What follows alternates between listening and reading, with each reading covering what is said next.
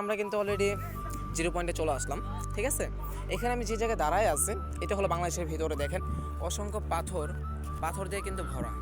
ঠিক আছে, এখানে শুধু পাথর আর পাথর।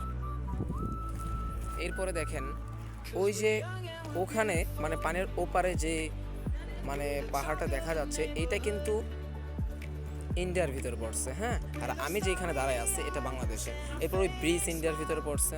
এরপর আপনাদেরকে ইন্ডিয়া আর বাংলাদেশের বর্ডারটা আমি দেখাই দিচ্ছি। ওকে, যে মাঝে যে দাগটা পড়ছে এরপরে ইন্ডিয়া আর হলো বাংলাদেশ। ওকে, আচ্ছা গাইস দেখেন এই যে এইখানে বাংলাদেশ এবং ইন্ডিয়া মানে বর্ডার কিন্তু দিয়ে দিচ্ছে। ঠিক আছে, ওই যে বর্ডার কিন্তু দাঁড়িয়ে আছে, দেখেন ওদের বিএসএফ কিন্তু এখানে দাঁড়িয়ে আছে। ওই মানে এই যে লাল যে স্টপ লেখাটা আছে, মানে এই যে আমার সামনে যে রশিটা দেখতে পাচ্ছেন আপনি, এই রশির ওপার কিন্তু ইন্ডিয়া, আর আমি যেখানে দাঁড়িয়ে আছি এটা কিন্তু বাংলাদেশের ভিতরে পড়ছে। ঠিক আছে, এই হচ্ছে বিষয়। এখানে আসতে আমার খুব কষ্ট হয়েছে, কারণ এই পাথরের ভিতরে হাঁটা একেবারে ইম্পসিবল, কারণ এখানে হাঁটা যায় না আর কি। ওকে।